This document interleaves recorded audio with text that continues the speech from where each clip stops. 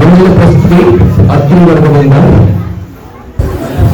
ನಮ್ಮ ದೇಶಭಕ್ತಿಯನ್ನು ಹಲವಾರು ಹಾಡುಗಳಲ್ಲಿ ಪ್ರದರ್ಶನ ಮಾಡಿದ್ದಾರೆ. ಹಲವಾರು ಭಾಷೆಗಳಿಂದ ಆಗಲೇ ಹಾಡುವಿಕೆಯಲ್ಲಿ ಎಷ್ಟೊಂದು ಭಾಷೆಗಳಿಗೂ ಎಷ್ಟೊಂದು ಜಾತಿಗಳಿಗೂ ಎಷ್ಟೊಂದು ಜನ ಇರ್ತಾರೆ.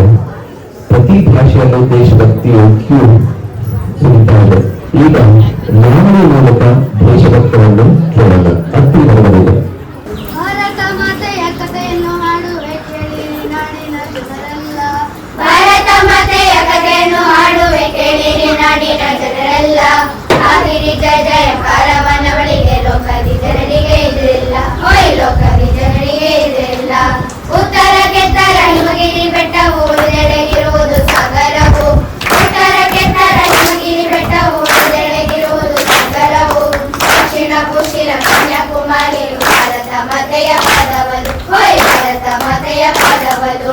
ನಾನಾ ಜಾತಿಯ ಪೈಪರಿ ಮತಗಳ ಮಕ್ಕಳನವಳು ಪ್ರತಿಹಳು.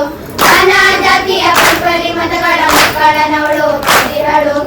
ಉಳಿದ ಕೊಡುಗೆಯ ಬಗ್ಗೆ ಭಾಷೆಯ ಕಲಿಯುತ್ತ ಮಕ್ಕಳು ಪ್ರತಿಹರು. ಓಯ್ ಕಲಿಯುತ್ತ ಮಕ್ಕಳು ಪ್ರತಿಹರು. ಐಶ್ವರ್ಯವ ಉದರದಿ ಧರಿಸುತ್ತ ರತ್ನ ಗರ್ಭೆಯನ್ನು ಪ್ರತಿಹಳು. ಅವಳ ಐಶ್ವರ್ಯವ ಉದರದಿ ಧರಿಸುತ್ತ ರತ್ನ ಗರ್ಭೆಯನ್ನು ಪ್ರತಿಹಳು. ಗಂಧದ ಗಂಧ ಸುಗಂಧದ ಸಸ್ಯವ ಔಷಧ ವೃಕ್ಷವ ಪ್ರತಿಹಳು. ಓಯ್ ಔಷಧ ವೃಕ್ಷವ ಪ್ರತಿಹಳು. ಎಲ್ಲಿ ನೋಡಿದರಲ್ಲಿ ದೇವರ ಗುಡಿ ಆತ್ಮಿಕ ಜನರಿಂದ ತುಂಬಿರುವುದು. ಎಲ್ಲಿ ನೋಡಿದರಲ್ಲಿ ದೇವರ ಗುಡಿ ಆತ್ಮಿಕ ಜನರಿಂದ ತುಂಬಿರುವುದು. ಕಲೆಯ ಚೆಲ್ಲು ಮಾತ್ರವ ನೋಡಲು ಆತ್ಮಿಕ ಜನ ಸಹ ಬರ್ತಿಹರು. ಓಯ್ ಆತ್ಮಿಕ ಜನ ಸಹ ಬರ್ತಿಹರು. ಇಂತಹ ಚಲ ಸಂಪತ್ತಿನ ಮಾತೆಯ ಆಮ್ಲರು ಮೋಸದಿ ಬಂಧಿಸಲು. ಇಂತಹ ಚಲ ಸಂಪತ್ತಿನ ಮಾತೆಯ ಆಮ್ಲರು ಮೋಸದಿ ಬಂಧಿಸಲು. ಅವರ ಸೇನೆಯ ಬಂದಿಗೆ ಹೆದರದೆ ದೇವರ ಬಲಿಯನ್ನು ನೀಡಿದರು. ದೇವರ ಬಲಿಯನ್ನು ನೀಡಿದರು. ಲೋಕೈಶ್ವರ್ಯರು ಬಾಲರು ಬಾಲರು ನಾರು ಪಟೇಲರು ಸೇರಿದರು. ಲೋಕಯ ತಿಲಕರು ಲಾಲರು ಬಾಲರು ನಾರು ಪಟೇಲರು ಸೇರಿದರು. ಶಾಸನ ಬಂಗಾದ ಬಳಿಗೈಯುತ್ತ ಅಕ್ಷರ ಧೈರ್ಯವ ಕಲಿಸಿದರು. ಓಯ್ ಅಕ್ಷರ ಧೈರ್ಯವ ಕಲಿಸಿದರು. ಆಂಗ್ಲರೇ ಭಾರತ ಬಿಟ್ಟಲ್ಲಿ ತೊಲಗಿರಿ ಎನ್ನುವ ಚಳುವಳಿ ಜೋರಾಯಿತು. ಆಂಗ್ಲರೇ ಭಾರತ ಬಿಟ್ಟಲ್ಲಿ ತೊಲಗಿರಿ ಎನ್ನುವ ಚಳುವಳಿ ಜೋರಾಯಿತು. ಸಂಗೀತಾತನ ಸತ್ಯಾಗ್ರಹದ್ದು ಭಕ್ತರ ಆಸೆಗೆ ಮುಳುವಾಯಿತು. ಓಯ್ ಭಕ್ತರ ಆಸೆಗೆ ಮುಳುವಾಯಿತು. 1947 ಆಗಸ್ಟ್ ತಿಂಗಳ 15. 1947 ಆಗಸ್ಟ್ ತಿಂಗಳ 15 ಭಾರತ ಮಾತೆಗೆ ಬಂಧನ ತೊಲಗಿದ ಸಂತೋಷದ ದಿನವಾಯಿತು. ಓಯ್ ಸಂತೋಷದ ದಿನವಾಯಿತು. ಇಂದಿಗೆ ಸಂದಿತು 78 ವರ್ಷ ಮಾತೆಗೆ ಸ್ವಾತಂತ್ರ್ಯ ಬಂದು. ಇಂದಿಗೆ ಸಂದಿತು 78 ವರ್ಷ ಮಾತೆಗೆ ಸ್ವಾತಂತ್ರ್ಯ ಬಂದು. ಮೂರ ಜಗಳ ಬರೆಯುತ್ತ ನಾವು ಮಾತೆಗೆ ಮಾಡುವ ಜಯಘೋಷ. ಓಯ್ ಮಾತೆಗೆ ಮಾಡುವ ಜಯಘೋಷ. ಓಯ್ ಮಾತೆಗೆ ಮಾಡುವ ಜಯಘೋಷ.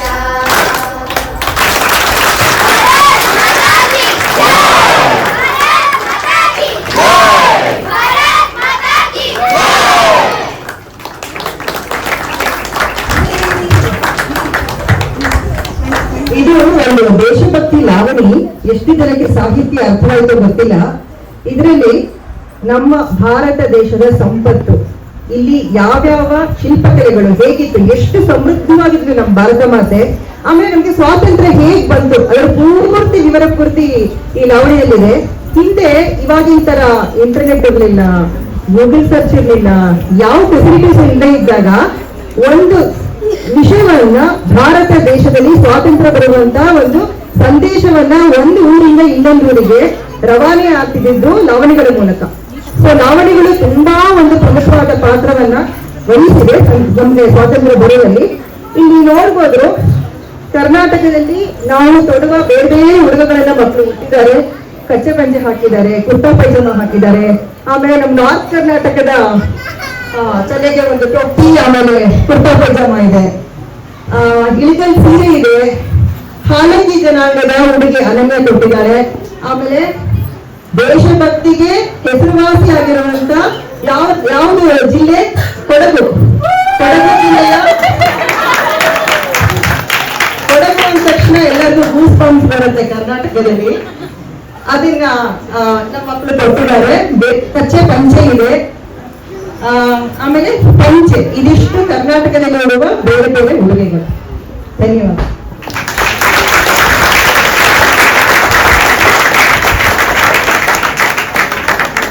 ಈಗ ವಿವಿಧ ರೂಪಗಳನ್ನು ನೋಡಿದ್ರೆ ನಿಮಗೂ ಕೂಡ ಹಾಗೆ ಬರ್ಬೋದಾಗಿತ್ತಲ್ಲ, ನಿಮ್ಮ ಪ್ರಾಂತದ ರೆಪ್ರೆಸೆಂಟೇಟಿವ್ ಆಗಿ ಬರ್ಬೋದಾಗಿತ್ತಲ್ಲ.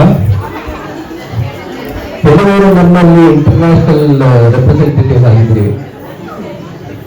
ಅಟ್ಲೀಸ್ಟ್ ನಮ್ಮ ದೇಶದ ಹಬ್ಬದ ದಿನ ನಮ್ಮ ದೇಶದ ರೆಪ್ರೆಸೆಂಟೇಟಿವ್ ಆಗ್ಬಾರ್ದು. ಏನು ಸಂಕಲ್ಪ ಮಾಡ್ಕೊಳ್ಳೋಣ ಮುಂದಿನ ವರ್ಷಕ್ಕೆ. ನಿಮಗೆ ಮೈಕ್ ಕೊಡ್ಬೇಕಾಗತ್ತೆ, ಕೇಳುತ್ತಾ ಇಲ್ಲ ಆಗಬಹುದಾ? ಇನ್ನೂ ಜೋರಾಗಿ